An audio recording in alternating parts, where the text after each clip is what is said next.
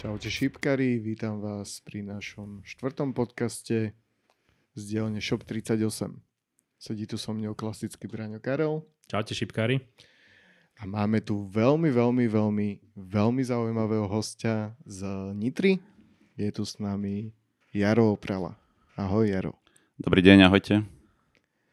Dnes si určite rozoberieme samozrejme Nitriansku ligu a povieme si začiatky, priebeh juniorov, no máme určite čo rozoberať. Takže poďme na to. Dobre, tak Jarino, ešte raz vítaj. Ja by som ťa chcel v prvom rade teda takto u nás ešte raz privítať a hlavne predstaviť. Jaro, keď náhodou zabudnem na jednu z tvojich hodností, ale ak by som to nazval, tak prosím ťa ma doplňa oprav. Tak v prvom rade si predseda Nitrianskeho šipkového klubu. V druhom rade si kapitán mužstva, si vedúci akadémie juniorskej. Ďalej viem o tebe, že si komisár v športovo-technickej komisii a si takisto jeden z tých takých hlavnejších členov Zväzu šipkových organizácií. Zabudol som na niečo, prosím ťa pekne? Myslím, že nie.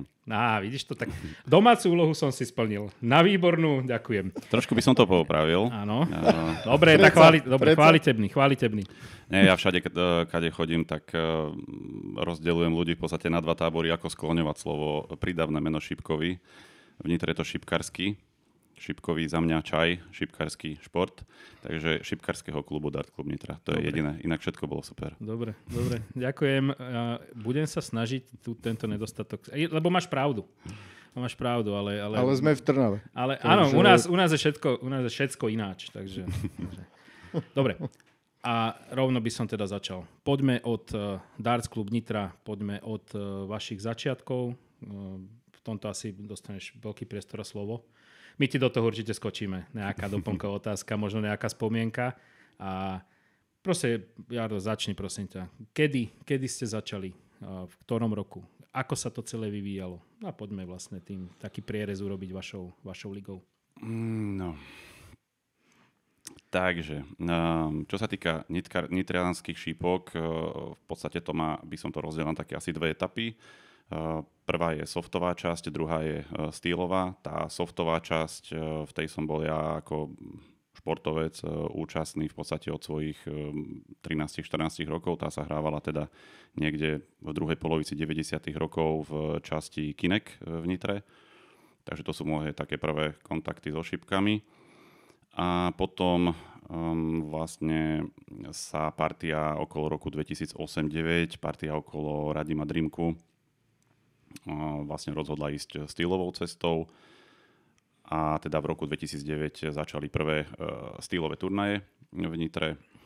Okolo Radima teda bola partia tých mien, ktoré vlastne ľudia poznajú dodnes. Janko Galbavý, Miloš Bedy, Juri Hudák a x ďalších chalanov, ktorí v podstate okrem teda nebojého Juriho Hudáka hrajú v podstate do dnešného dňa. Takže oficiálne prvá sezóna bola v roku 2009, v druhej polovici roka 2009, takže tu sa začína vlastne takéto neoficiálne datovanie a v roku 2010 sa vytvorilo oficiálne občianske združenie. Takže oficiálne Dart Club Nitra bol založený vlastne v roku 2010, takže tento rok ako keby sme mali 15 ukončených súťažných sezón. Tu ste boli ale asi jeden z prvých vôbec klubov, čo mali občianske združenie. Je to možné. Možno Brezno mohlo byť pred vami, ale možno ani to nie. Lebo 2010 už ste mali občianske. 2010, áno. My sme od roku 2010 vlastne na ministerstve zaevidovaní ako športový klub. No a tu vlastne začala tá cesta. No a chalani postupne hľadali teda nejaké ideálne miesta. Začalo sa v čudnom pohľade a rôzne také skúsy na pol roka a tak. No a niekde okolo roku 2011, 10-11 vlastne sa objavil úžasný priestor, čo poznajú vlastne všetci. Ja čo to nazývam stará generácia šipkarov, tak pub Zvonica na Chrenovej v Nitre. Takže tu sme vlastne od tohto obdobia začali priebežne na 4-6, skončili sme vlastne niekde na 8 terčoch. A vlastne teraz je tomu vlastne 15 ukončených rokov, ak počítame teda tú sezónu druhú polovicu 2009, tak teraz vlastne je taký jubilejný rok a začíname teda 16. súťažný ročník, čo sa týka súťaženia, ale ako priamo oficiálne teda 15 rokov bude až na budúci rok, ak berieme ten oficiálny vznik. Ja som chcel len doplniť, že vlastne už v pube Zvonica alebo v bare Zvonica už v tých rokoch 10, 11, 12 už sa hrávali aj mástre a slovenské poháre. A teda je to presne, je to jedna z tých spomienok, kedy tam prišlo 70-80 ľudí. Hralo sa na 8 terčoch, 4 boli dole, 4 sa hrali teda vlastne na prízemí, 4 boli dole v pivnici. A to sa hralo, že jedna skupina na 2 terče. To znamená, že sa spätne dostal, si odohral zápas, ale si sa tam spätne dostal, tak prešli proste 3-4 hodiny. Ale si sa dostal k druhému zápasu. Ako to boli nejako nezabudnutelné okamžiky. To boli dvojdňové šipky v Nitre. Aj existuje ešte ten podnik? Ale áno.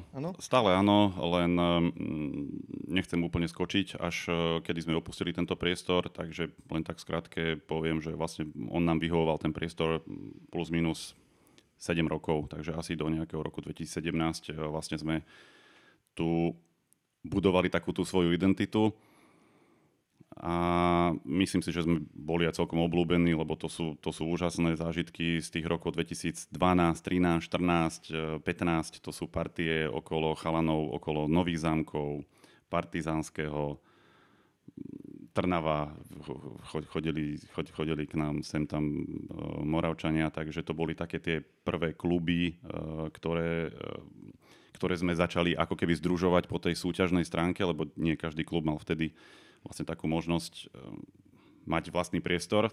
To bol unikát, pretože vtedy v podstate ten šipkársky šport viac menej neexistoval.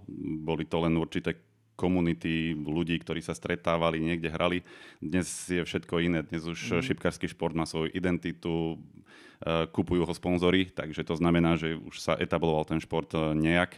A dnes existuje také niečo, že osloviť publikum. Dneska si vytvoríte nejaký post, Instagram, TikTok, bože, všetko možné, čo existuje. Zacielite si kľúčové slova a máte volakedy v týchto rokoch. To neexistovalo. To Facebook nepoznal, že šípky. To bolo nevyhľadávané slovo, takže tam to publikum sa nedalo nejakým spôsobom nájsť. Takže to boli veľmi náročné veci, dať to nejak dokopy. Opačne. Veľa ľudí nepoznalo Facebook. Lebo to boli... Ale bacha, to sme... To je pravda. Ale už... To my sme boli, povedzme, tí mladší. My sme boli tá mladšia generácia, ale naozaj sme hrávali s ľuďmi, alebo s hráčmi. Keď si spomenul Miloša, inak Miloš je niekoľkonásobný majster Slovenska, môžeme sa aj potom, ale ako nečakal by som v tých rokoch, že by hráči, ktorí mali, ja neviem, 50-60 rokov, že by ako úplne na prvú dobrú vedeli, čo je Facebook. Paradoxne oni na to prišli až teraz, lebo Facebook už sa stal takouto sociálnou sieťou starších. Áno. Áno.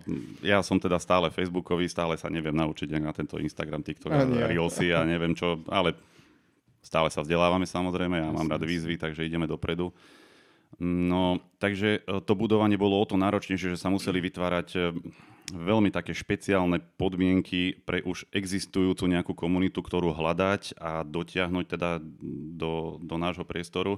To bolo veľmi, veľmi náročné. Samozrejme vtedy, že financie to neexistovalo, sponzory alebo niečo také, to bolo veľmi náročné. Keď vám niekto niečo dal, tak 5 dresov možno zdarma, alebo nejak lacnejšie, možno terč, ale že dostanete nejaké financie, ktoré vy môžete nejakým spôsobom premieňať na marketing. Nebolo ani komu ten marketing vlastne robiť, takže to bolo veľmi, veľmi náročné obdobie, na ktoré ja tak spomínam, teda, že ani si to neviem predstaviť dnes, či by som sa do toho dal. No a ja som sa začal vlastne tu angažovať niekde okolo roku 11-12, lebo už chalani tam postupne už zase oni strácali možno tú chuť, lebo tak, ako som aj teraz spomenul, tak bolo to extrémne náročné. To teraz, keď niekto povie, že to je náročné, je, samozrejme, ale vtedy sa budovalo niečo, čo neexistovalo. Takže to bolo to najhoršie. Vybudovať identitu, vybudovať niečo, čo nebolo. No a vlastne Ja som teda od nejako okolo roku 12-13 asi plus minus, lebo to sa tak prelínalo, takže nedá sa úplne presne určiť to obdobie, ale okolo roku 12-13, 14 poťažne sa dostal do vedenia vlastne tohto občianskeho združenia.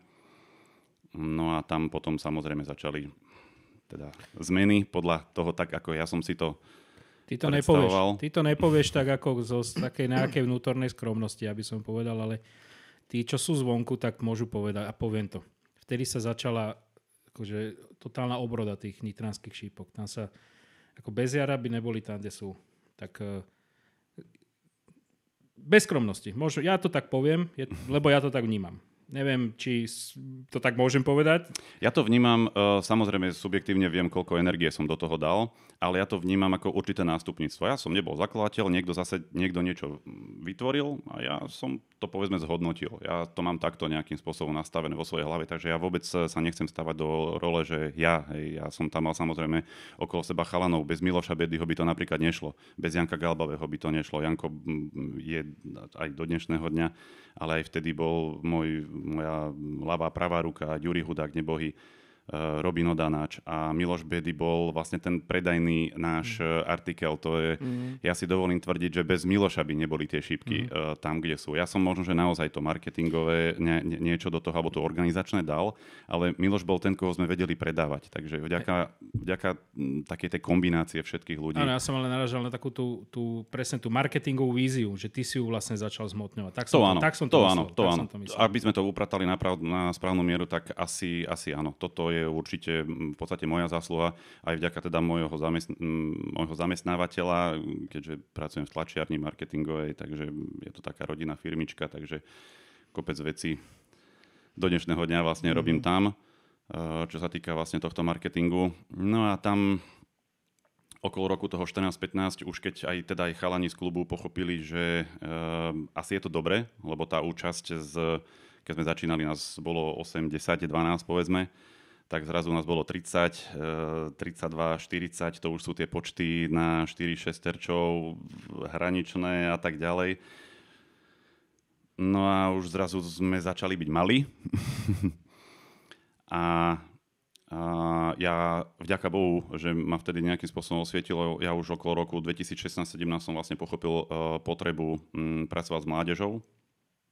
No a to teda tá rastúca základňa plus teda táto moja vízia, aby ten šport naozaj bol v celej svojej šírke považovaný za šport, to znamená má nejakú svoju dospeláckú reprezentáciu, má svoju nejakú juniorskú reprezentáciu, má nejaké svoje tréningy, takže proste naozaj správať sa ako športový klub, tak zrazu ten podnik už nebol úplne vyhovujúci, keďže to bol pub, bar, nechcem znižovať, ale proste tu sa nedalo pracovať. Samozrejme s mládežou to sa veľmi ťažko vysvetľuje, že idem trénovať deti. Do baru. Vo všeobecnosti tie šipky do dnešného dňa trošku trpia s takým čierno-bielým pohľadom, že šipky sú nejaký krčmový šport alebo niečo také. Do dnešného dňa sa s týmto bojuje, ale už dnes je to iné, lebo už to dneska Nova Sport vie predať, dneska to Nike vie predať, dneska kopec obrovských korporátov sa postavilo za šipky, takže dnes už sa naozaj predáva hodnota, ktorá má nejakú spoločenskú silu, takže dnes sa na tom úplne inak pracuje, ale vtedy, keď proste to bolo vylúčené. Tak sme začali hľadať, no a okolo roku 17, myslím, že nejak v druhej polovici 17 a prvá polovica 18 sme našli fantastický priestor, tiež to bol pub v centre mesta, ale mal vlastne dve poschodia, jedna pubová a jedna bola taká kvázi telocvičňová. Takže tu sme sa dohodli s majiteľom, pochopil vlastne našu víziu, aby som nezabudol pub 33. To bolo v centre na pešej zóne, takže opäť už sme boli bližšie pri všetkých sídliskách, už to bolo iné. Tak, a tým, že sme dostali v podstate k dispozícii jednu veľkú miestnosť, kde bolo 8 terčov na jednej stene. To tiež nie je 2 plus 2 plus 1 plus 1 plus 1 niekde, kde sa stále chodí dokola. Tu proste to malo svoj dizajn a tu tuto vlastne ten púčik dozrel a dalo sa začať pracovať na veľkej úrovni. V tomto období my sme teda rástli, ale ja osobne som trošku pociťoval, ale však nerozumel som vtedy samozrejme v tých veciach, čo sa týka zväzu. Trošku som zazlieval zväzu nejakú svoj nezáujem, to nazvime, však môžem to tak pomenovať, alebo teda nemal čas ten zväz, alebo neviem, kto to vtedy ten zväz vlastne bol. I keď tie štýly ešte stále neboli tak etablované vo zväze, nejak tak... Ešte vtedy neboli samostatné, myslím, že to nebolo rozdelené v tých rokoch ešte. Tak ono to není rozdelené ani dnes. Sme stále, vďaka Bohu, že sa nám to podarilo stále udržať spojené ako softy štýly, ale tie štýly nemali takú svoju pozíciu a tým pádom nebola ani taká podpora zo zväzu a možno, že zväz nám ani nemal dať prečo podporu, keď my sme možno, že zväz ani nežiadali. Možno keby sme zväz žiadali, tak možno, že by to prišlo. Proste k tejto interakcii neprišlo. Tak som si povedal teda, že keď to takto rastie a máme teda takéto priestory, trošku zasuplujeme vlastne ten zväz. Tak som začal vymýšľať rôzne projekty a podaril sa nám fantastický projekt. V roku 2018-19 sme vlastne vytvorili Extraligu, súťažný ročník 18-19 sme vytvorili, volalo sa to Extraliga oblastných líg. A to bol fantastický projekt, kedy sa vlastne z nitrianskych takých prvých pokusov o vytvorenie dvojligového modelu, prvá, druhá liga Nitrianskej šipkárskej ligy, tak z toho sme vlastne vytvorili Extraligu. A spravili sme to tak, že sme oslovili ostatné ligy a víťazi z týchto ostatných líg vlastne mali miestenku v Extralige. Platili sa tam nejaké také zaujímavé poplatky, hej, že ten vyhral ligu, tak 200 eur dal vlastne k nám a tak vlastne sa zozbieral určitý budget. Tie jednotlivé ligy vlastne mali reprezentanta vlastne v tej extralige, takže to bolo aj kľúčovo nastavené. Ja neviem, 8. miesto je víťaz Brezova pod Bradlom, potom, ja neviem, z Janikoviec, z Partizánskeho a XX takto lig fungovalo. A toto bolo úžasné obdobie a samozrejme s tým súvisel obrovský rast kvality, pretože sa nám podarilo dostať vlastne do tejto extraligy. Myslím si, že v prvej, teraz neviem, 12 alebo 16 hráčov mala tá extraliga v tom prvom ročníku. A tam boli mená Juri Vindiš, Vladino Zadko, MC, postupne, áno, Peter Jakubis MC, Pivi, teda Lubi Piváč. Aby som zase, nechcem to celé menovať, aby som náhodou niekoho nezabudol, proste to bolo niečo úžasné. Andrej Jung už hrával? Či ešte? Andrej Jung určite hral, ale neviem, či priamo v prvej. Nie som úplne očkovaný na pamäť, ale viem, že proste bola to obrovská príležitosť pre nás z takéhoto mini regiónu si zahrať s takýmito hráčmi. To bolo úžasné s ním prehrať proste 5-0, lebo my sme ich dovtedy vlastne stretávali len niekde na slovenskom pohári. Teraz človek išiel, ja neviem, do Dubnice, tak tam prehrám kávočko a hotovo. Hej, to je celý kontakt s Vindišom, povedzme. Ale tu ste s ním hrali skupinovú fázu. Tu ste s ním mohli prehrať 5 krát. A toto sa dialo samozrejme 1 sezónu, 2 sezóny, 3 sezóny. A už potom zrazu prehral aj ten Vindiš a celé to bolo fantastické obdobie. Naozaj, tuto bol obrovský rast. Popri tom sa vytvorila juniorská akadémia, kde sme práve týchto hráčov z tejto extraligy používali sem tam na tréningy s týmito deťmi, s ktorými sme začínali. Maťko Gažo, Sepko Valný. Toto bola úžasná generácia aj okolo chalanov z Partizánskeho, Kajko Tomík a proste široká, úžasní futbalisti, dnes úspešní bratia Udvarošovci zo Šale. Natan je veľmi úspešný futbalista, tak oni tam tiež chodievali a mali možnosť sem tam sa stretnúť s týmito hráčmi na vlastnej koži, každý im niečo povedal, takže zrazu začala rásť aj tá akadémia, všetko bolo perfektné, kryštalizovali sa pravidlá, zdokonalovalo sa to a prišiel COVID. No presne tak, to som sa chcel presne opýtať, že čo potom, čo COVID, ako ste existovali cez COVID, lebo z každej strany boli tie indície, že COVID nás zastavil, COVID nám ublížil a museli sme hľadať alternatívy a ťažko sa nám prežívalo. No tak ako ste to prežili? Ako ste to prežili vy? V roku 2000...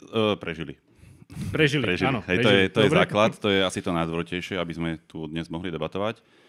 A v roku 2024 si dovolím konštatovať, že nechcem to tak verejne povedať, ale vďaka Bohu tej pandémii v jednom smere a to bol rozmach šípok. Ja si myslím, že COVID otvoril Pandorínu skrinku a ukázal najväčšiu výhodu šipkárskeho športu spomedzi všetkých športov a to je jeho jednoduchosť a univerzálnosť. Keď všetky ihriská boli pozatvárané a nikde človek nemohol ísť, tak doma ste ten terč mať mohli.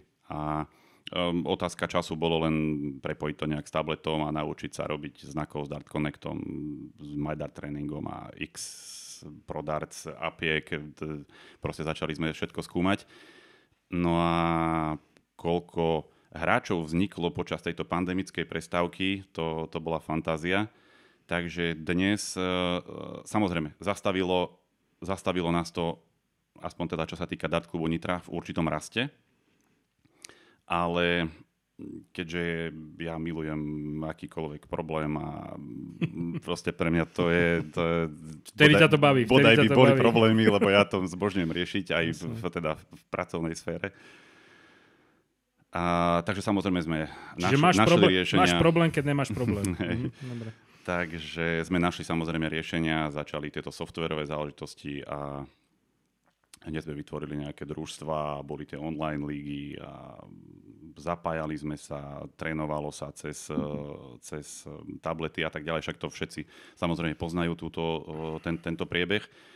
No a my sme samozrejme pracovali na tom, že víťazoslavne otvoríme. Takže sme tie priestory zveľaďovali. Zabudol som ale spomenúť, že pred covidom sme ešte vlastne spravili jednu zmenu. Niekde okolo roku 2019 nám aj tá PAP 33 vlastne bola malá. I keď tedy už patrila možno, že jedno z najväčších, ale nám to bolo malé, lebo všetci sa chceli konfrontovať u nás v Nitre. Rástli ste rýchlejšie. A o akých číslach hovoríme? Skúsme povedať číselne, koľko hráčov chodievalo? No, myslím si, že v tej 33 už sme atakovali 70, 80, 60, od 60 do 80 hráčov, bolo to veľmi nestabilné. Vtedy neexistovalo, že obmedzovať hru, obmedzovať počet, to si neviem predstaviť, že by také niečo bolo, ale ja si to ani neviem predstaviť, lebo to ja by som vždycky vytvoril nejaké, proste keby som vedel, že príde 80 hráčov, tak postavím 8 ďalších nejakých stojanov niekde a postavím za pol dňa stenu pred podnikom, to je jedno, to vždy... Prikúpiš budovu vedľa. Áno, to by sme prenajali niečo, to by sme riešili, ale už to proste dlhodobo bolo naozaj také, že už sme potrebovali nejaké väčšie priestory.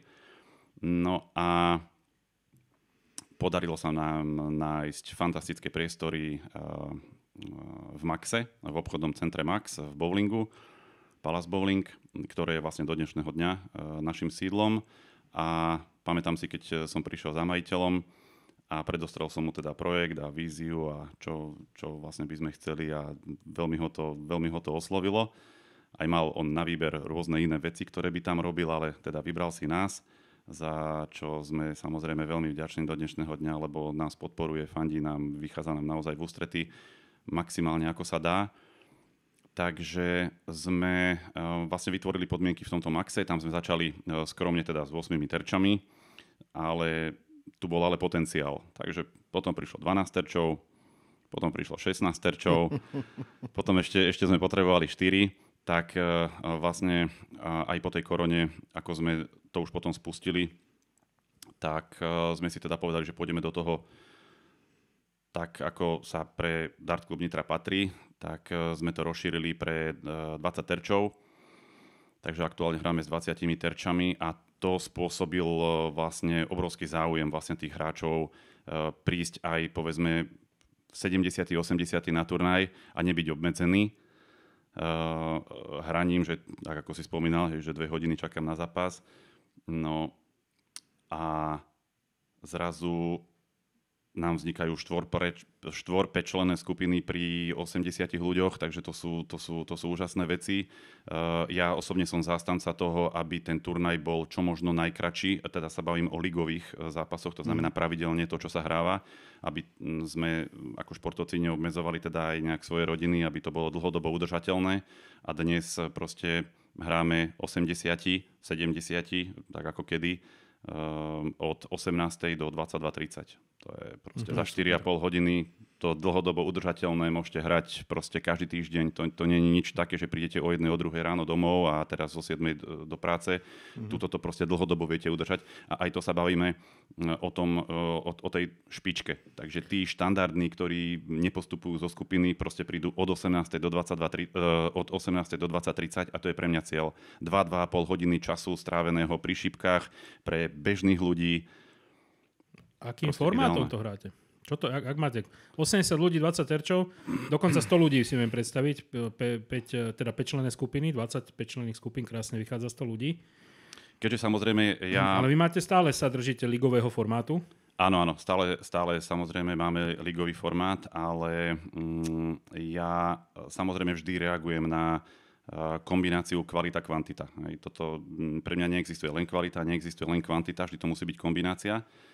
A preto, aby sme zachovali aj ten rast do budúcna, tých, ktorí si prídu 1., 2., 3., 5. krát proste zahrať, nemôže takýto človek dostať v skupine niekoho, kde vám ostáva 300 natachačí, samozrejme. Takže sme postupne vytvorili viacligový systém, no a dnes hráme v trojligovom systéme. Takže máme 1. ligu, 2. ligu, 3. ligu. Prvé 2 ligy sú uzavreté po 16 hráčoch, takže 16-16 a tretiu sme nazvali, že Open. Takže tá je v podstate neobmedzená, i keď je obmedzená, pretože sme dali maximálne 5 hráčov do jednej skupiny, takže keďže máme 20 terčov, -4 ostáva nám 12, takže 12 x 5, 60 hráčov 60 vlastne ľudí do Open ligy. je do Open ligy. Takže tá Open liga je v 60 obmedzená. Myslím, že 1 alebo 2-krát sa nám stalo, že už sme aj nepustili, takže naozaj v tom priestore bolo vtedy 92 hráčov. Čiže 92 hráčov je strop.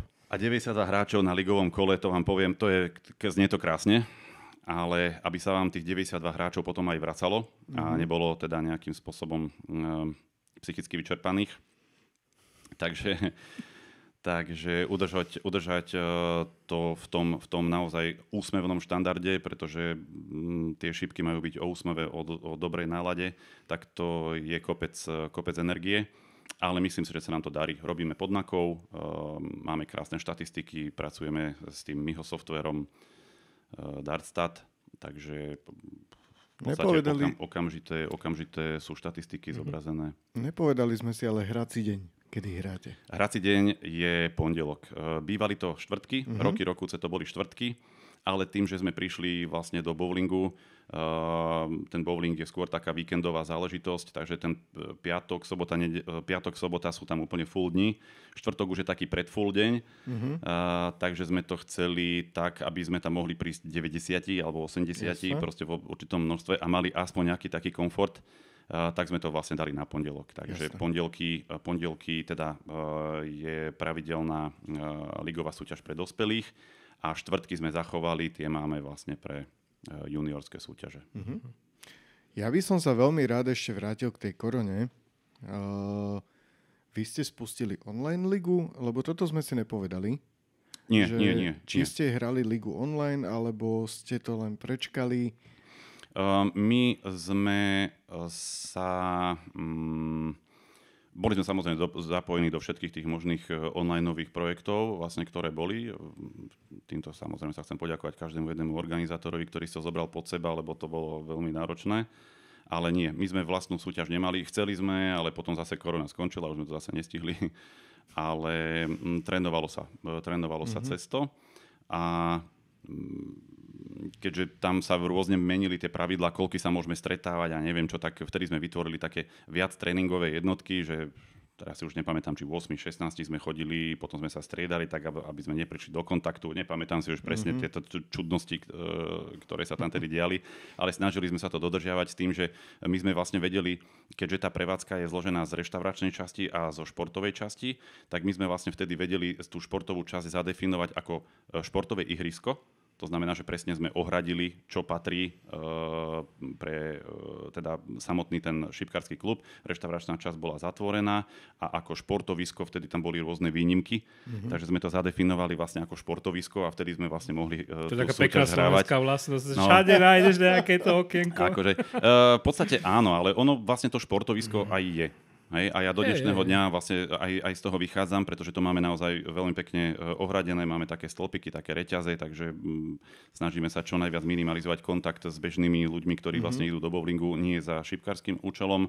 Takže toto nás tiež vlastne korona naučila, nejakým spôsobom sa ohraniť a vytvoriť teda vlastne to športovisko, čo opäť zase vytvára taký ten ďalší športový stupeň, že toto je vlastne športovisko, tu hrajú športovci a je to zase také nejaké sprofesionálne. Už pri toľkých, ja chcem povedať, že pri toľkých ľuďoch je to aj fajn, že vlastne je tam to vymedzenie, že toto sme my a toto je niečo iné. Lebo vlastne to porovnávam, lebo je to vidieť už na veľkých turnajoch, či slovenský pohár, majstrovstvá Slovenska, že vlastne aj tam sú proste vymedzené tie, aj po prípade aj terče, keď sa hrá Nike Liga, tak je to tam jasne vyčlenené. Sem proste nikto nechoďte. To patrí tým, ktorí tam majú byť a hotovo. To je dobré. Nedá mi spomenúť ohľadne tej korony, keď sa rozprávame. Ja teda som mal pred koronou veľký rešpekt, nakoľko mám astmu a tak ďalej, ale nakoniec som mal teda 2-krát koronu a prebehlo to úplne v pohode. Braňo, ale ja viem, že ty máš veľmi, veľmi zlú skúsenosť. Chceš nám o tom porozprávať? Určite, ja s tým takto akože nemám problém sa porozprávať o tom, ale ako, čo sa týka toho šípkového hľadiska, tak áno, tak ja som mal teda koronu ťažkú, ja som bol aj dosť dlho v nemocnici, potom som bol vlastne, veľmi dlho som sa zotavoval, vyše roka. A zo začiatku ja som sa vlastne na novo učil chodiť, ja som sa učil znovu písať a takéto veci, takže pre mňa bolo fascinujúce, keď som sa vlastne po nejakých 4 mesiacoch dokázal 5 dokázal postaviť k terču a teda hodiť čípku, takže ja som vlastne začínal úplne tam od slova. Dá sa povedať, že začal som malovať opäť na čisté plátno. No. Áno, ja som teda koronu mal trošku ťažšiu, no, alebo teda hodne ťažšiu. Prevládali všelijaké názory a bohužiaľ mali sme rôzne skúsenosti s koronou. No. Teda, no. Dobre, ja sa chcem späť vrátiť k nášmu hostovi. Je asi veľmi málo ľudí, ktorí ťa nepozná na Slovensku, ale predsa, určite sa takí ľudia nájdú. Skús nám trošku niečo povedať o sebe. Čím sa živíš v bežnom živote? Máš deti? Alebo povedz nám niečo o sebe. No, tak pôjdem chronologicky, ako si kladol otázky. Takže pracujem teda v tlačiarni. Je to taká naša rodinná firmička, takže tam som viac menej multifunkčné zariadenie. Od grafiky, marketingu, riešení komplikácií, tlačenia, rezania. Takže toto je také moje hobby. Viac menej moja práca je moje hobby. A čo sa týka rodinky, mám fantastickú manželku, ktorá ma podporuje. Bez mojej manželky by toto celé asi neexistovalo. Takže... Môžeš pozdraviť. Takže ahoj Zuzinka. A 2 zlatých chalanov, dneska už puberťáci. Šipkári? To sú chalani, ktorí v podstate možno nedostali možnosť mať radi šipky, lebo vyrastali s otcom, ktorý proste permanentne riešil šipky. Takže ich pohľad samozrejme na ten šport je taký rôzny, lebo oni to majú o to ťažšie, že vlastne ja nie som hráč, takže mne vlastne nevedia nejakým spôsobom fandiť, vyhrať nejaký zápas, alebo proste idem sa pozrieť na otca ako na športovca. Ja som bol vždycky vlastne ten, ktorý riešil problémy so šipkami, samozrejme. Lebo však s prácou nie sú problémy, problémy sú len so šipkami. Ale veľmi mi pomohli chalani ešte keď boli malí, lebo som ich používal dosť často aj na marketing samozrejme, ako v rámci šipkárskej akadémie, takže začali ako šipkári aj oni, ale povedzme, že sa tomu nevenujú. Šipkové modely. Tak. Ten mladší možno, ten trošku poškoluje, ten má fantastickú techniku prirodzene danú, ale ešte musíme počkať, kým Lukáš Oprala teda vyhrá nejaký svoj prvý turnaj. Verím, že k tomu príde, možno, že aj neskôr v dospelosti, uvidíme. A ty si sa ako dostal k šipkám? Neviem na to úplne celkom odpovedať, akým spôsobom, ale pamätám si, že keď som mal 13-14 rokov, tak už som chodieval vlastne na tieto softové turnaje na tom Kineku, tak ako som spomínal na začiatku.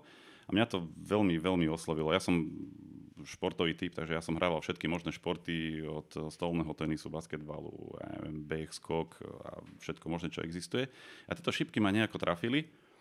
A proste ma to oslovilo a chodieval som hrať so staršími. Ja som bol vtedy možno, že jediný takýto šušeň tam medzi dospelákmi.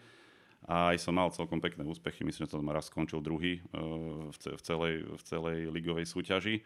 A potom prišla samozrejme výška a svadba a tak. No a potom som zrazu zbadal v novinách, že šípky. Už som mal nejakých, 30 rokov plus minus. Ja zbadal som, že šípky v Nitre, tak okamžite som tam išiel a to bolo vlastne plus minus v tom roku 2010, takže po 10 rokoch som sa potom vrátil k tomu a srdcovka. Takže ja som dostal ten bacil šipkarský. Nie, to vždycky hovorím, je úplne jednoduché začať, ale skončiť sa s tým nedá, to nejde. Ťažko sa s tým končí. Je to strašne nakazlivé. No, je to nakazlivé, ale ja mám teraz problém v tom, že ja neviem vlastne ani čo som. Či som vlastne organizátor, či som hráč, či som manažér, či som vedúci, či som neviem kto, všade som, neviem ani ako som sa dostal vlastne do týchto všelijakých funkcií. Všetko ti ide fakt dobre. Všetko ti ide dobre. A strašne by som chcel hrať, no ale... Jasné. To už proste to postupne... Čas neoklameš. 24 hodín na deň, bohužiaľ.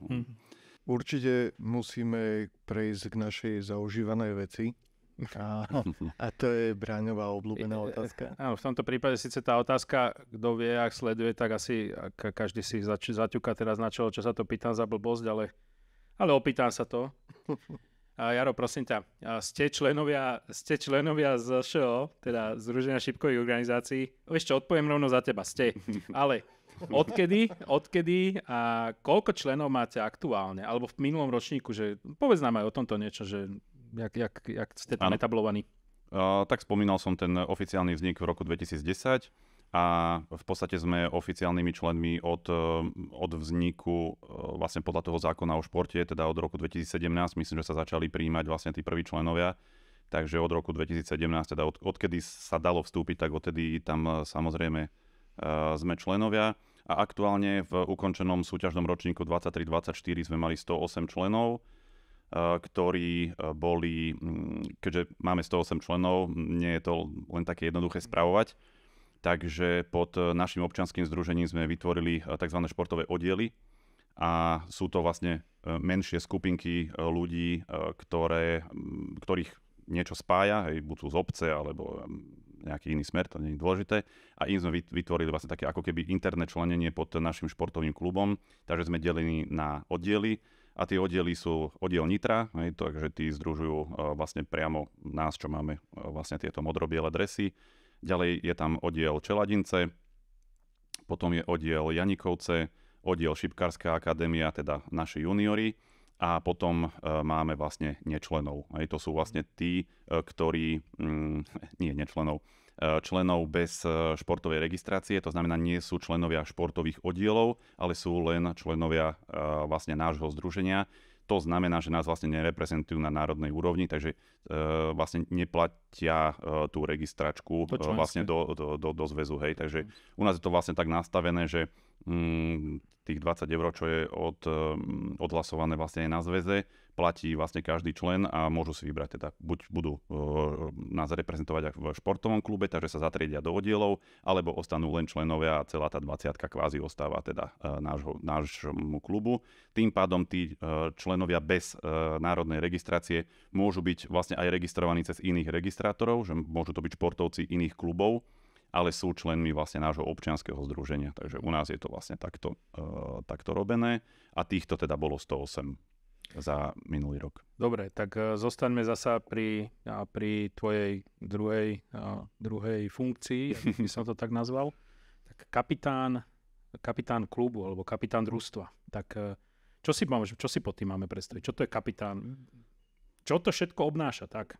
Kapitán družstva to štandardne každé družstvo samozrejme má, povinne ho musíte teda mať, aby niekto spravoval teda to dané družstvo.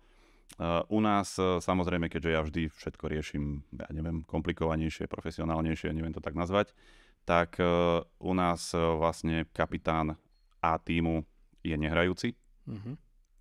To znamená, že má na starosti manažovanie klubu, takže zháňanie ubytovania, dopravy, zabezpečovanie proste peňazí.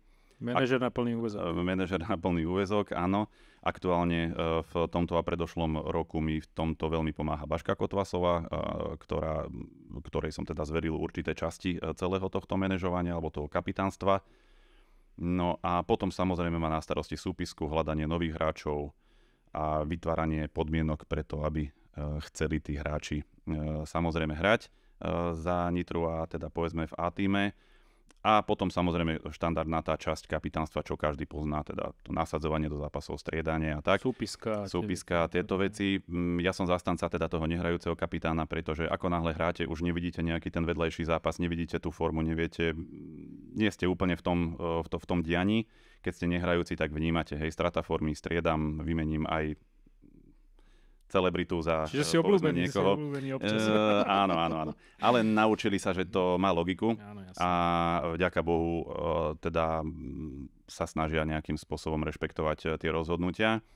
Nie vždy to ten hráč v ten daný okamih vie posúdiť, lebo však emócie, pravda? To príde. Ale potom počase, keď to rozhodnutie, tak ako Vlado Weiss, keď vie niečo proste dobre prestriedať, tak a keď to vyjde, tak je to... Áno, dobre, Jarino, super, vďaka Bohu, že teda vtedy som to tak necítil, ale... Ale ak si sa pekne, jaké spoločnosti si sa akože rovno, to sa mi páči. Že... Je to čerstvé, lebo teraz teda ja som není nejak zastanca jedného, druhého futbalového, ale... Si v Trnave oba. Ale áno, presne, veľmi politicky sa snažím teraz odpovedať, ale v rámci, bral som to ako také slovenské reprezentácie v nejakých európskych kluboch a fakt tie striedania. Pán tréner za mňa. I keď, dobre, môžeme viesť diskusie, ale v inom podcaste možno. Dobre, takže toto sa mi vlastne veľmi páči, takže toto je vlastne to kapitánstvo v mojom ponímaní. Tak pán tréner, tak sa ťa opýtam, vymenuj tých svojich zverencov, tých hráčov a teda tie úspechy toho Ačkového tímu. Si myslím, že to sem patrí. Menovať by som veľmi nechcel, pretože máme samozrejme 4 družstva, takže určite si potom na niekoho by som nespomenul a... Dobre, tak nemenuj, tak povedz len tie úspechy. Ale samozrejme mali sme úspechy ešte v tom období pred rokom 18, tam sa nám podarilo niekde okolo roku 14-15 získať krásne 3. miesto s Dart klubom v Nitra a následne, keď sa nám podarilo vlastne spraviť taký ten špičkový extraligový tím, tak sa nám podarilo 19, 20, 21 vlastne v týchto 2 rokoch byť majstri republiky, takže to sú také naše najväčšie úspechy. A aktuálne v predošlej sezóne sme skončili 3. Takže samozrejme tieto ambície sú aj do najbližších rokov, čo sa týka Ačka, ale keďže samozrejme opäť komplikovanejšie a opäť profesionálnejšie, takže tých družstiev je samozrejme viac a každé to družstvo má nejakú svoju víziu, nejaký svoj cieľ, nejakú svoju myšlienku, prečo ten hráč tam je. Hej, sú tam juniori, ktorí chceme, aby hrávali na národnej úrovni, aby sa zlepšili, potom išli, ja neviem, z Dčka do Cčka, z Cčka do Bčka, z Bčka do Ačka. Takže tá koncepcia je taká troška dlhšie nastavená, ale motiváciou je samozrejme A družstvo. Takže tam aktuálne sa nám podarilo viac menej udržať tú súpisku z vlaňajšieho roka a podarilo sa nám to oživiť o jedného špičkového hráča z Českej republiky. A tým je, môžem teda oficiálne toto vyjde, neviem kedy, ale už tam zrejme to budú ľudia vedieť a tým je Saša Mašek. Takže Saša Mašek si zahra za Dart klub Nitra. Alexander. V tom prvom, takže v tom teda prvom tíme. Tak som veľmi rád, že postupne vlastne... Udržali ste všetkých? Udržali ste všetkých hráčov, alebo vám niekto aj odišiel? Okrem Sašu, teda ako takú najväčšiu posilu, bude samozrejme hrať Juri Vindiš, Vladino Zatko a Peťo MC Jakubis. A potom tam máme vlastne trojicu chalanov, ktorých budeme teraz vlastne dostávať stále do kontaktu s týmito hviezdami, aby si medzi sebou odovzdávali kontakty. Takže taký tí perspektívni a hráči do budúcnosti. Adam Bernát, to je vlastne hráč, ktorého sme zobrali zo svojho druhého oddielu vlastne z Janikoviec. Takže u nás je to tak nastavené, vlastne, že sú to kvázi naše farmy, ktoré nám vyrábajú nejak hráčov, aby stále boli v nejakej hernej kondícií a už keď patria do Ačka, tak vtedy ich zoberieme. Takže Adamko Bernát sa vlastne prebojoval do A tímu a potom Marek Purgy a Maťo Hlavenka. Maťa Hlavenku sme prepožičali vlastne v predošlej sezóne do čeladinského oddielu. Teraz sme si ho zase zobrali späť. No a Marek Purgy teda, to je vlastne náš obľúbenec, naša klasika, takže ten musí byť medzi nami, lebo tam patrí. Takže takáto 6, 7, 8, neviem presne koľko to je. Marek Purgy nám vlastne tu robí bude... zle aj na naši. Hej, čak my ho radi učíme nové veci, tak nech robí zle všade, kde chodí. No a to je Ačko, potom máme samozrejme kvázi Bčko, ale nebudú mať takéto názvy, budú vlastne v tých názvoch Dart Club Nitra, vždy tam bude nejaký sponzor, takže nebudú to v podstate Ačka, Bčka, ale úrovňovo v podstate áno. Tak v tom druhom tíme vlastne tam bude kapitánom Maťka Sulovská. Taká nová funkcia. Tiež zase, možno keď tu raz bude, tak bude mať zase novú funkciu kapitán. Keďže je to vlastne naša hráčka už asi 10 rokov, myslím si, že niekde okolo roku 13, 14, 15, takže má obrovské skúsenosti, to nebudem menovať, aké to, každý vie, že to je proste špičkový hráč alebo hráčka. No a sú tam chalani, ktorí vlastne sú aj od nás, aj teda hrajú také druhé husle, to znamená, že ja to hovorím niekde medzi 60-70 priemer, povedzme, že takže tento stabil je vlastne v Bčku. No a potom tam máme dve družstva ešte vlastne také tých hráčov, vlastne, ktorí boli prepožičaní vlastne z oddielu Čeladince. Tí majú dokonca prvoligovú miestenku, takže v prvej lige vlastne budeme mať dve družstva. A potom je tam ešte vlastne to posledné družstvo, to sú hráči do zásoby, ktorí idú do zácviku a zase z nich budeme čerpať o nejaké 2-3 roky. Takže takto nejako to máme nastavené. Dokonca využívame teraz pri dvoch družstvách to nové pravidlo, vlastne, ktoré vzniklo, farmársko-materský vzťah vlastne medzi tými družstvami. Takže jedno bude materské, jedno bude farmárske a vlastne v tej druhej dvojici takisto, takže medzi nimi budeme vedieť vlastne pekne používať hráčov s klesajúcou, vstúpajúcou formou, posúvať ich do prvej ligy, do druhej ligy medzi sebou. Takže teraz sme takto nastavení. Tak Jarin, hovoril si o Čeladinciach, hovoril si o Janíkovciach, ako o vašich oddieloch, tak toto je vlastne pre mňa aj také premostenie na tú ďalšiu tvoju funkciu, to, čo zastávaš. Je to vlastne vedúci toho juniorského oddielu. Asi som to nepovedal úplne správne, tak ma prosím ťa oprav. Áno, tento oddiel sa volá Šipkárska akadémia a teda logicky vlastne z toho názvu ide o to, že vlastne trénujeme deti a samozrejme aj dospelých, ale hlavne je to zamerané na deti. A kto chce, kľudne na webe šipkarskaakademia.sk, veľmi jednoduchá web stránka, takže tam sa dozviete vlastne všetko, ako funguje Šipkárska akadémia, kto všetko tam hrá, akým spôsobom fungujú naše metodiky, ktoré vlastne každým rokom sa snažíme samozrejme zdokonalovať, lebo tie dáta máme už niekde od roku 2017, takže za každým to nejakým spôsobom zlepšujeme. Už vieme, koľko by mali byť členné skupiny, že ja neviem, 8 je moc, 6 je tiež, takže mali by byť štvorčlenné a tak ďalej. Takže tieto veci už máme nejakým spôsobom vychytané, máme svoje tréningové metódy, jak technické, tak na počítanie. Samozrejme, absolútnou súčasťou to bola moja veľká srdcovka naučiť vlastne deti hrať šipky súčasne s používaním fitka. Hej, takže učia sa vlastne kompenzačné cvičenia, cvičíme s expandermi, s bossami a s rôznymi vlastne vecami, ktoré súvisia s posilňovaním koordinácie, spevnení vlastne trupu tela, aby to držanie bolo správne. A keďže šipky sú jednostranne zaťažený šport, tak vlastne kompenzujeme vždy tú druhú stranu, takže dávame vlastne k tým deťom aj tieto fyzické cvičenia, máme prenajatých vlastne trénerov, priamo teda z fitka. Takže vám asi chýbala nejaká taká tá psychologická detská podpora a budete vlastne úplne... Presne tak, to je vlastne na programe tento rok. Tento rok vlastne začíname, alebo bude tá Šipkárska akadémia v rôznych kategóriách, lebo máme prípravkárov, stredne pokročilých, mierne pokročilých, začiatočníkov, má to také svoje rôzne členenia. A tie najvyššie, čo máme vlastne úrovne, tak tie tento rok pôjdu na 90% čisto na mentálnu prípravu, keďže oni sú technicky, v podstate tam nie je čo riešiť, to už je krásne vypracované. Takže aktuálne fyzická, mentálna príprava pre týchto chalanov. Presne to som vlastne chcel aj povedať, že ak niekto si môže povedať, že je to zbytočné zavesím doma terč niekde v garáži a deti môžu hádzať. Áno, teoreticky je to tak, ale potom častokrát vidím, a tiež ako hráč, ktorý dlhé roky hrám, tak vidím tam práve u týchto detí, ktorí nemajú, alebo aj tu už potom dospelí. Tam je to vidieť, keď ten človek sa pri tom hrbí, alebo tá odhodová ruka, ako sa hovorí, že teda lakeť priamy uhol musí zvierať a to. A častokrát to práve u tých, ono to začína vlastne, tie návyky začínajú v tom detstve, alebo vtedy, kedy začne s tými šipkami. A keď sa nevychytajú na začiatku, tak je to obrovský problém sa toho zbaviť, toho zlozvyku. Tak preto sú tieto... Ja to považujem za skvelú vec, pretože vlastne ten tréner od začiatku vlastne môže viesť to dieťa k tomu správnemu postoju a k tomu správnemu úchopu šípky, alebo ak by som to povedal, tomu odhodu. To je to najjednoduchšie. Toto je veľmi jednoduché, ale vy musíte naučiť toho človeka, aby bol športovec. Šípkár je športovec a toto sa my musíme naučiť.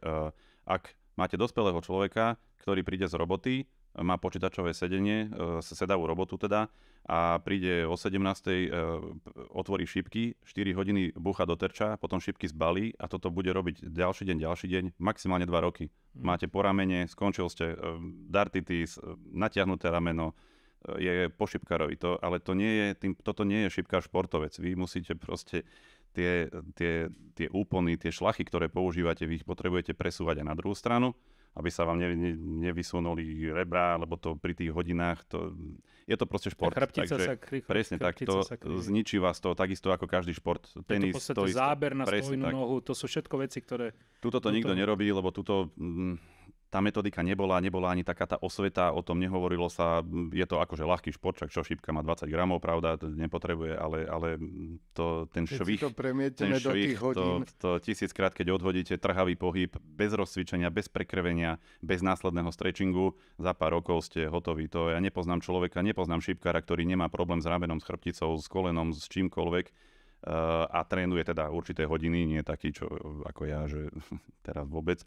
A trénuje naozaj pravidelne a nemá problém a necvičí. 25 rokov dozadu by si bol ale stále považovaný za šialenca, keby si toto povedal svetovému šípkárovi, že potrebuješ mať nejakého metodika, tak by na teba pozerali, že či si sa zbláznil. Ale dneska tí svetoví šípkári, tí top hráči, majú od mentálnej prípravy cez fyzioterapeuta, takého trénera, také majú všetkých. To je na úrovni profi. Ale mnohí z nich už sú invalidi. Áno. Oni na to takisto prišli. Vtedy by sa smiali. Tí, čo majú 50-60, už to nezachrániš, už to tam je.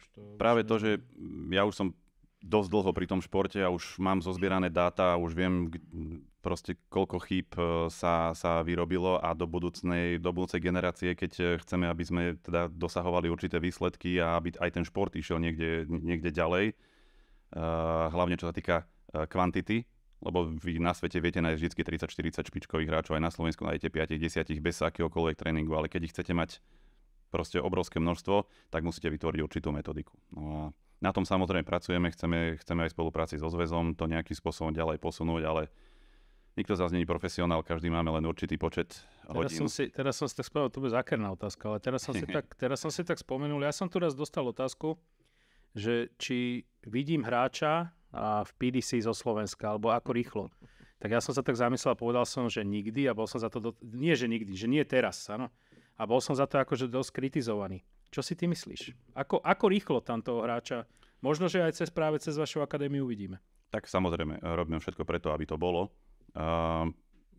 Neexistuje, že tam niekto nebude. To nie je možné, aby tam niekto nebol, pretože my, keď sa priblížime tým podmienkam, ktoré majú hráči z PDC, alebo keď aj špičkoví z VDF, to je jedno, to logicky príde, veď oni nemajú iné tela ako my, takže len majú proste náskok.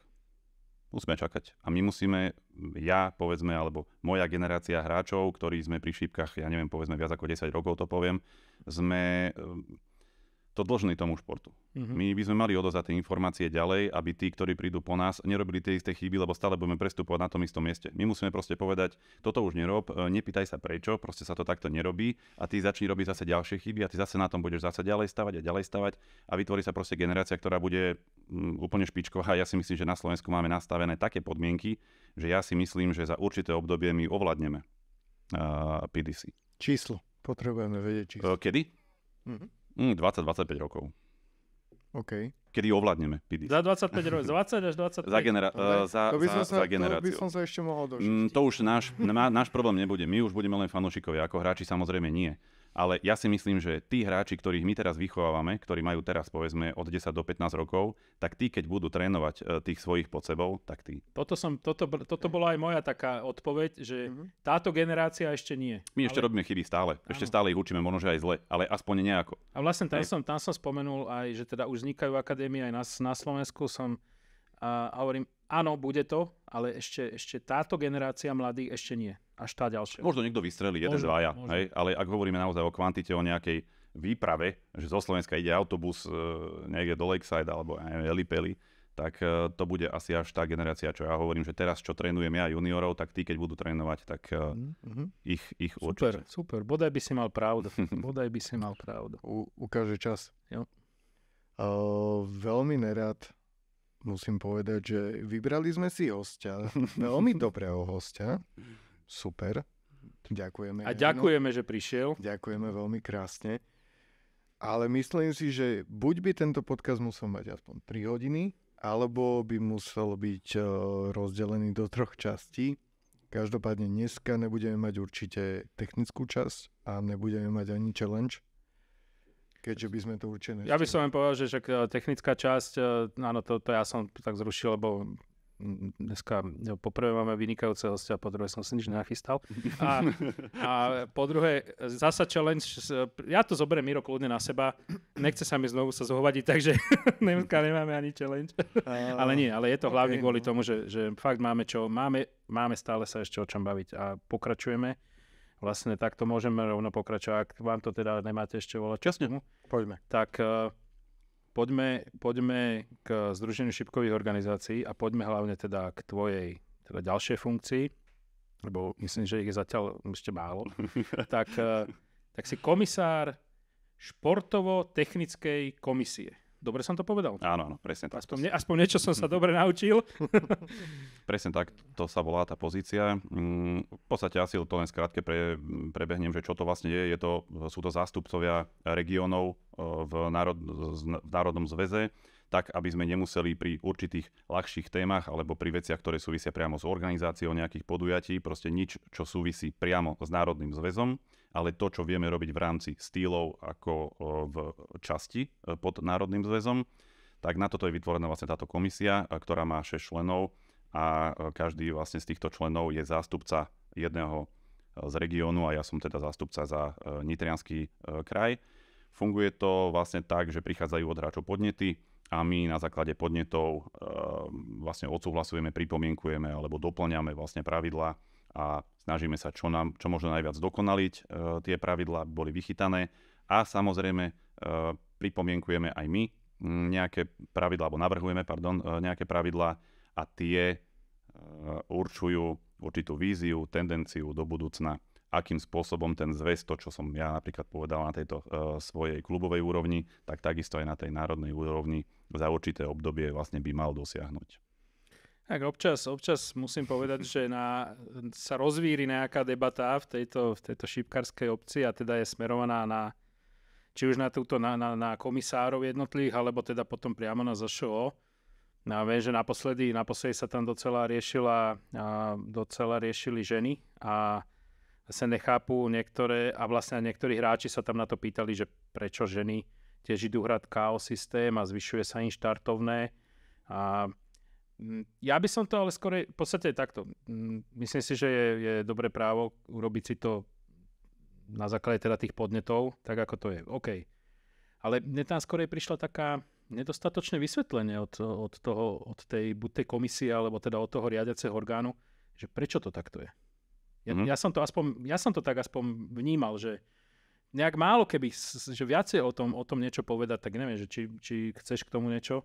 Môžem kľudne. V prvom rade musím povedať, že kritika je absolútnym základom nejakého fungovania, takže to kritika samozrejme rozumná. Je veľmi dôležitá interakcia s hráčmi To je proste základ, takže vždy musí prísť nejaká spätná väzba a po väčšine prichádza od toho tábora, ktorý v podstate úplne nepochopil vlastne tú myšlienku, prečo sa takéto pravidlo dáva. A za ďalšie trošku by som ešte teraz my sme, čo sa týka tej komisie, je to taká nový inštitút vlastne pod zväzom, takže aj hráči nie sú na to úplne zvyknutí, alebo nie sme v tejto komunite. Na to dávanie tých podnetov myslíš? Nemyslím, skôr som myslel na tú komisiu. Nie sme zvyknutí na komisiu. My vlastne ešte nemáme voči nej určitý rešpekt a že keď komisár proste toto povie, tak asi tam prebehla nejaká diskusia. Samozrejme, každý má právo sa nejakým spôsobom pýtať. Úplne zle na sociálnej sieti, a to sú úplne iné spôsoby a možnosti. Na to slúžia práve interné komunikácie v rámci svojich regiónov, a potom sa tie informácie dostanú na rokovanie do tej komisie. Takto by to malo nejako prebiehať. Ty si zhovorčivý človek, čiže ty s tým nemáš problém, ale napríklad som zachytil, že čo sa týka komisára pre Trnavský kraj, že tam není úplne vždycky akože taká ako keby ochota komunikovať, tak vieš, že aj každý komisár je iný. Tak to chcem povedať, že ty rozprávaš otvorene, v momente reaguješ, ale zasa niekde môže byť úplne nejaký iný prípad. Rozumiem, tak v prvom rade funguje demokracia, takže ten je volený, takže keď mi niekto nevyhovuje, tak ho predsa nezvolím, to je ad 1. Bol zvolený znovu. Tak asi vyhovuje. Asi vyhovuje. A to je prvá vec. A druhá vec, nie každý so všetkým proste musí súhlasiť, niečo vám proste nevyhovuje. No tak niektoré veci proste nevyhovujú, lebo sa vás to konkrétne dotýka. Neviete sa na to pozrieť možno z nejakého pohľadu, z ktorého sa na to pozerali tí komisári. Že vidia niečo, možno, že vidia trošku ďalej ako teba, ako konkrétneho toho hráča, ale vidia, povedzme, ten zväz v roku 2027, vymyslím si, akým spôsobom na tom bude. A my sme tam boli volení na to, aby sme nevytvárali nejaké také prítomné blaho, že teraz sa cítim super, tak teraz budete hrať na 10 legov. Naznačuješ niečo? Nie, len teraz to len chcem tak preexponovať, že hrajte na 10 legov za 1 euro a budete hrať skupiny. Teraz vôbec sa nechcem ani žien, ani ničo. To je čisto vymyslený príklad. A teraz, wow, to je super nápad. A teraz už pri 3. zápase zistíte, že najskôr sa vám to zdalo super, ne? A už pri 3. zápase zistíte, kurník, však tento turnaj bude trvať 6 dní. Hej, proste nie vždy ste schopní ako hráč sa pozrieť organizačne a niekam ďalej. Takže tie rozhodnutia, ktoré sú kontroverzne brané, vychádzajú vždy z nejakého základu. Vy keď niečo odsúhlasíte, polovica bude za, polovica bude proti. Takže vy akokoľvek sa rozhodnete, vždy máte polovicu nie hlasov. A teraz ide o to, že aby sme si my v tej komisii vybrali, ktoré áno hlasy chceme a ktoré nie hlasy proste odignorujeme, alebo jak by som povedal, prehlasujeme, deklinujeme, jak sa to povie po slovensky, zamietneme. Takže je to nevďačná úloha, lebo napríklad čo sa týka teraz žien, aktuálne sa preberá vlastne tá otázka, že teda zvýšilo sa štartovné a zrušili sa skupiny na KO Pauk. Samozrejme, dá sa na to pozrieť očami hráča z pozície 17-32 a viete sa na to pozrieť z pozície hráča 1 až 16. Nemusím to ani ďalej hovoriť. Napríklad, to je hneď prvé. A teraz ide o to, že samozrejme, potrebujeme hráčov od 17 do 32, od 33 do 64. Jasná vec, na tom sa proste stáva. Ale ja osobne a celá komisia, čo sme tam naozaj ľudia, ktorí sa snažíme sprofesionálniť ten šport a poslať šipkárskej verejnosti taký základný odkaz, že my vytvárame športový profesionálny národný zväz. My nechceme ničiť šípky na regionálnej úrovni, v ligách alebo na nejakých malých turnajčekoch, v garážových klubových turnajoch. Milujte šípky, hrajte ich akokoľvek, ale toto sú národné šípky. Tu by ste proste mali prísť reprezentovať svoj klub. Nemusíte prísť všetci. My aj tak máme len 64 terčov alebo 80, neviem teraz úplne presne aktuálne. My nemáme 500 terčov. My nevieme každého jedného šípkara na Slovensku teraz prijať na tom danom turnaji, to je neorganizovateľné. Nevieme poskytnúť rovnaké podmienky každému, lebo je to obrovské množstvo.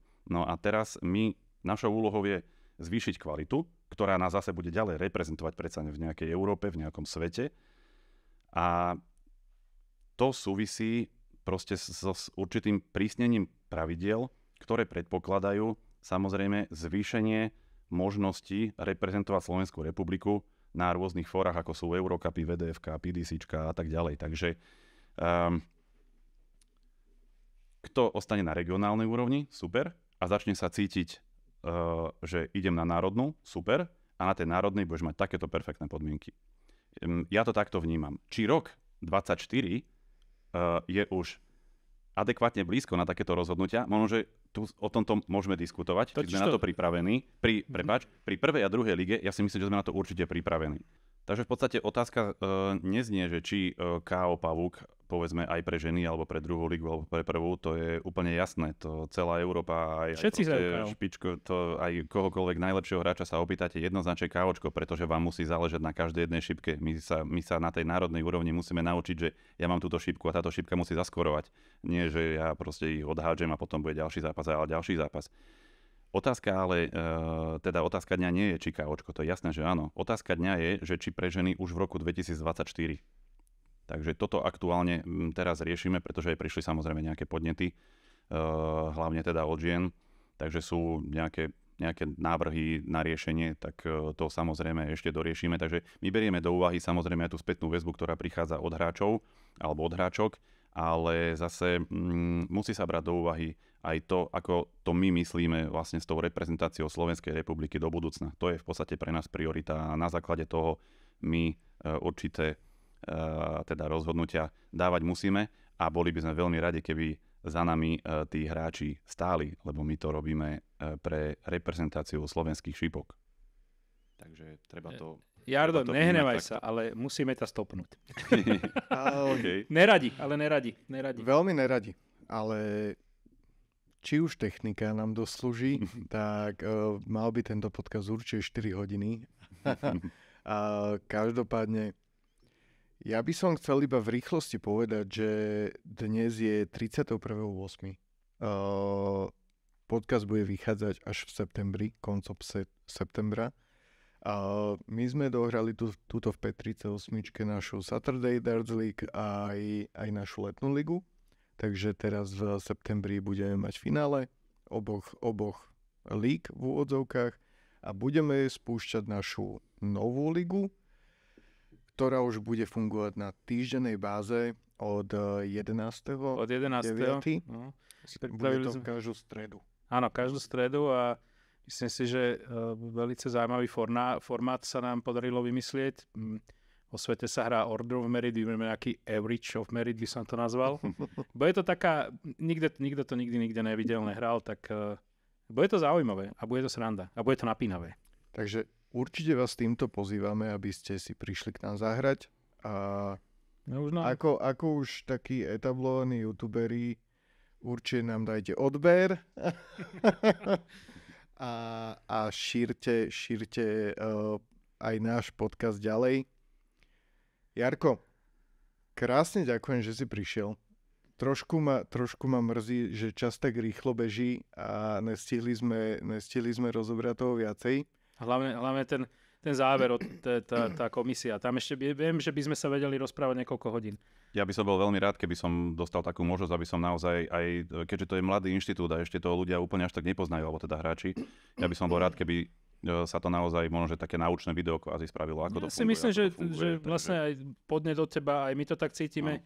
Ja si myslím, že do pár mesiacov by sme toto mohli zopakovať čisto len po tejto stránke. Asi by sme sa mali stretnúť znova a pokračovať ďalej. Uvidíme podľa lajkov tohto videa, či to bude mať zmysel. Ale uvidíme. Ak bude viac palcov dole, tak potom to rušíme. OK. S vami sa vidíme pri ďalšej časti. Ďakujeme, že nás pozeráte a šírite ďalej. Tak čaute, šneskári. Dneska tu bol s nami Jaro Oprala, predseda, kapitán, komisár, vedúci a Darts Club Nitra. Za čo ti ešte raz veľmi pekne ďakujeme. Veľmi krásne ďakujem za pozvanie. Tak ďakujeme. Nech to lieta. Ahojte. Ahojte.